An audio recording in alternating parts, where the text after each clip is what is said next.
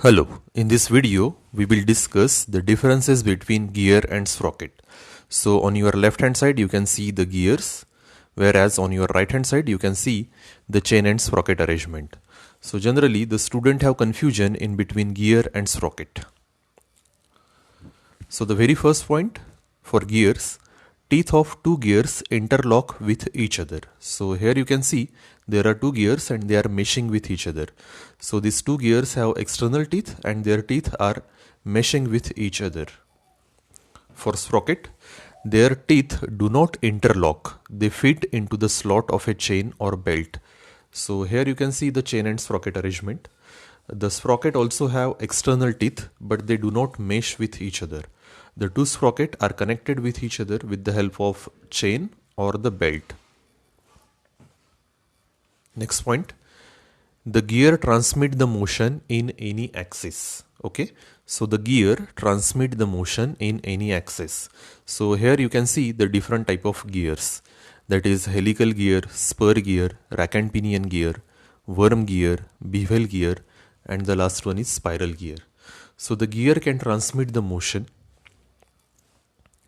in any axis, right? So if you transmit the motion in between two axes which are parallel to each other, in that case you can use the spur gear arrangement, right?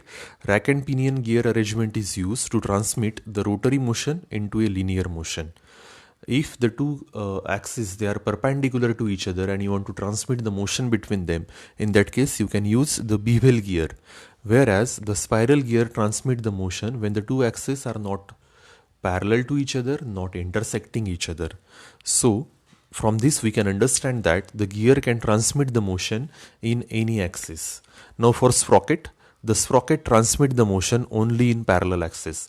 So here you can see the chain and sprocket arrangement, and with this arrangement you can transmit the motion when the two axes are parallel to each other only.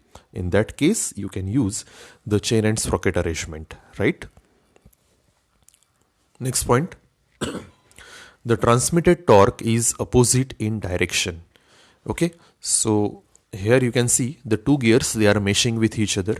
The first gear is rotating in anti-clockwise direction, whereas the second gear is rotating in clockwise direction. Now the torque, the input torque, the direction of input torque is in clockwise direction, whereas the direction of output torque is in clockwise direction, right? Just understand this. The first gear is rotating in anti-clockwise direction and the torque acting over it, that is also in anti-clockwise direction, whereas the second gear rotates in clockwise direction and the torque transmitted from the first gear to the second gear, that is in clockwise direction. Okay, so here we are changing the direction of the torque, right?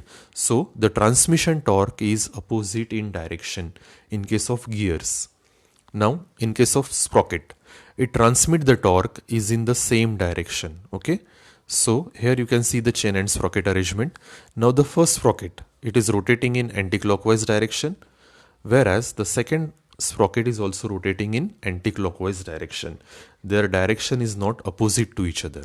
Now the torque acting on the first sprocket, that is in anti-clockwise direction, and the torque acting in second sprocket on second sprocket, that is also in anti-clockwise direction.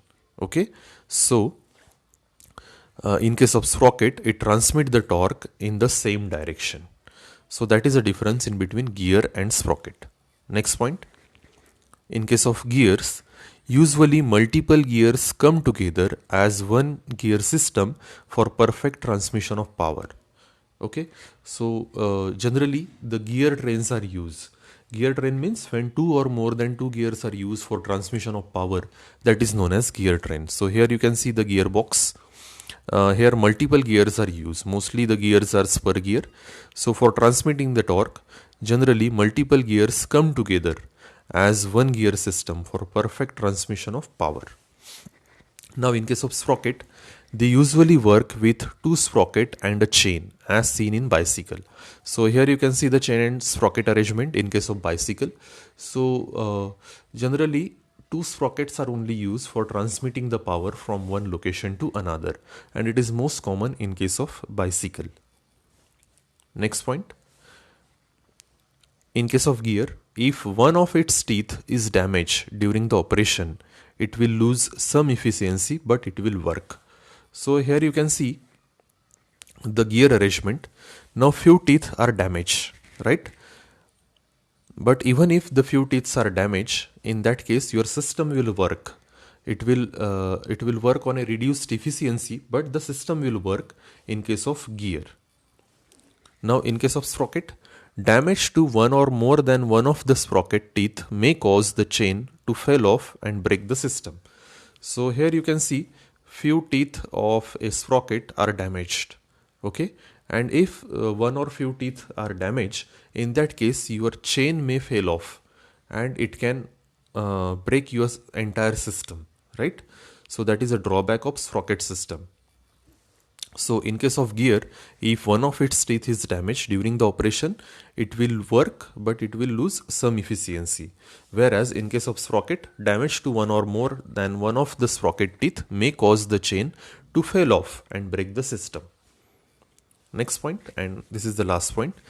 Gears are used in almost every mechanical system such as motors, vehicles. So here you can see a gearbox is attached with the motor to either reduce its RPM or to increase its RPM. Or in the second image you can see the various gears are used in the differential to transmit the power from your engine to the rear wheels. Okay, so the gears are used in almost every mechanical system such as motors and vehicles. Now the sprocket, the most common use of sprocket besides in bicycle is in tracked vehicles such as tank, bulldozers or the transmission power where gears are unsuitable. So this is one of the example of a chain and sprocket arrangement. So this is nothing but the tank, and here the chain and sprocket arrangement is used for the transmission purpose.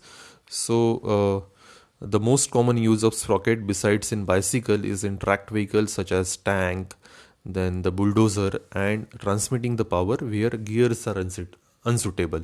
So the major drawback of gear is you cannot transmit a power with the help of gear when the distance is large enough. Okay, so in that case you have to use the chain and sprocket arrangement. So here you can see now you want to transmit the power over a large distance. So in that case the gears are not feasible. So in such cases the chain and sprocket arrangement is used. Thank you for watching my video. Thank you.